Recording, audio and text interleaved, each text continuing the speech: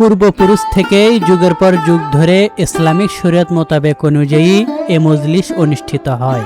কেউ বেঁচে থাকতেই করে, আর কেউ বা মারা যাওয়ার পর তার ছেলে মেয়ে আত্মীয় স্বজন মিলে এই মজলিসের আয়োজন করে। সেই অনুপাতে প্রত্যন্ত একটি গ্রামের দুলুমিয়া নামক এই মজলিসের আয়োজন করেছে।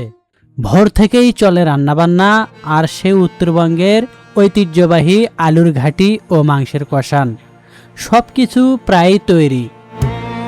ভাতগুলো সেই কলা পাতা বিছিয়ে আর চৌকিতে রাখা হয়েছে একটু ঠান্ডা হওয়ার জন্য, যেন মানুষ পেট ভরে খেতে পারে।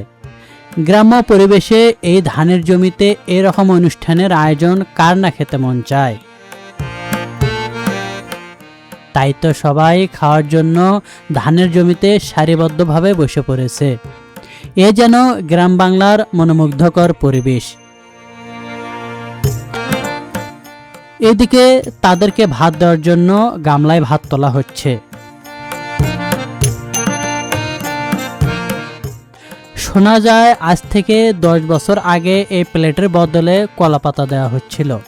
কালের বিবর্তনে এখন ওয়ান টাইম প্লেট দেওয়া হয়।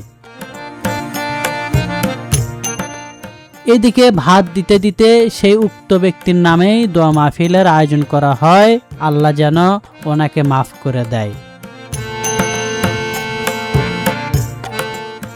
এবারে সেই ঐতিহ্য আলুর ঘাটি দেওয়ার পালা। গ্রামের পরিবেশে একসাথে সবাই মিলে খেতে অনেক ভালো লাগে।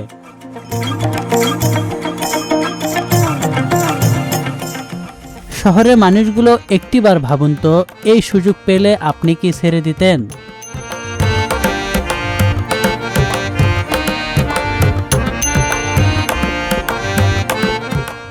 কিছুদিন আগেই কিন্তু এই জমি থেকে ধান কাটা হয়, আর এখানেই মজলিসের আয়োজন।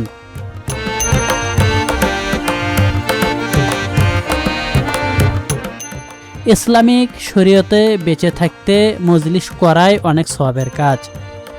ভিডিওটি সবার কেমন লাগলো কমেন্ট করে জানিয়ে দিবেন। আপনারা আমাদের পাশেই থাকবেন, চ্যানেলটি সাবস্ক্রাইব করবেন, ফেসবুকে ফলো দিবেন।